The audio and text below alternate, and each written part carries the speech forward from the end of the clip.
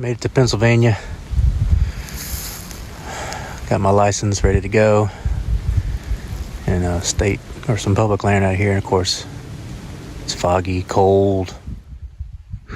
So, here in Pennsylvania. In, what's the name of this? Quebec Run Wild Area, something like that. Out south of Uniontown. As you can tell, it's kind of a crappy day. Foggy. At least it's not really raining anymore.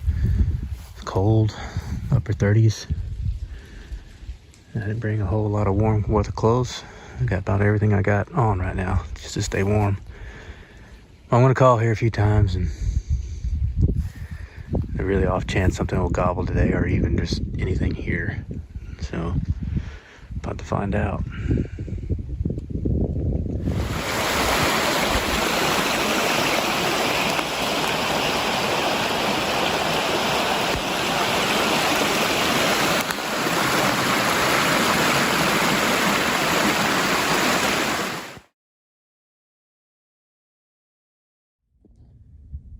One more day in Pennsylvania. I think it's May 7th. And my first listening spot didn't pan out at all. Didn't hear a thing. I was in a position where I could hear birds probably from very far off. Probably half a mile or more, easy. Because it was calm and cool. But anyways, no. I gave up on that one pretty quick, and it's like, well, I'm going to cruise on down the road. And I didn't get far at all. Not even probably an eighth of a mile. And I look off to the left, and there's a strutter right off the side of the road. And I was like, couldn't believe it. I had to stop, double take, and had to slow down and do a double take because I was shocked to see it. I almost thought like it was a decoy or something. It was very surprising, but it was a strutter, and he was on private, and but he was like probably 100 yards from the private public line or boundary. So I pulled off real quick in a pull out for a gate where the public is, and I was, like I said, 100 yards or less, and I'm sure as soon as I stopped that truck, they moved off. I bumped them. I'm sure if it wasn't a truck, it was me getting out of the truck. I mean, I had a little bit of a cover between me and them, but not enough. And so I'm sure they moseyed on into private further. But I went down that road, I was like, well, maybe where there's a bird or two, maybe there's more. And I didn't hear anything else. I did find some scratching, which was promising. Sat there for well over an hour. And nothing. So I'm across the road in public, in this little green patch or green food plot looking thing, and I found some more scratching up near where my truck is and where that strutter was on this side. So they're here. They're just not talking.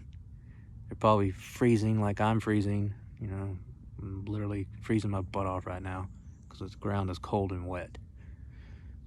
And I didn't bring my cushion.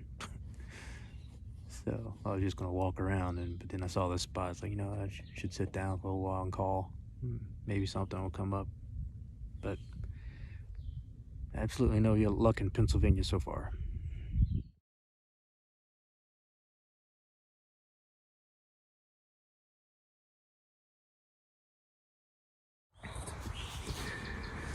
Beautiful Longbeard Down in Pennsylvania. Here in Ohio Pile State Park, public land, right on the border. The road is just like right over there. You can kind of see the church where my truck's parked, right across the road. We, Ted Cramer and I, roosted 4 longbeards last night. They went back in here somewhere.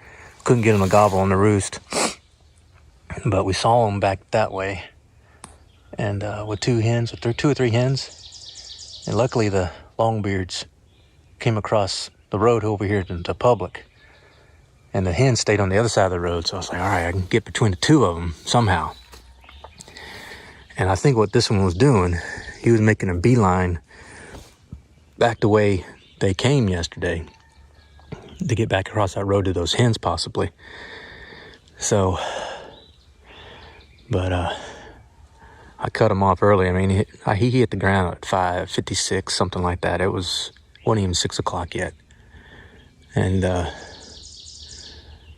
they were, he either never gobbled on the roost or he gobbled probably 200 yards down, because it was multiple gobbles I heard.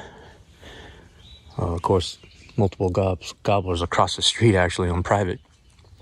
And so either he never gobbled and flew down really close to me, or he was one of those ones I could hear back in here about 200 yards gobbling, and he just made a beeline for this area. Maybe flew down quite a ways and made a beeline through here.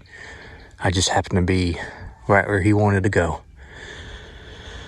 I was right back there where that dead tree is.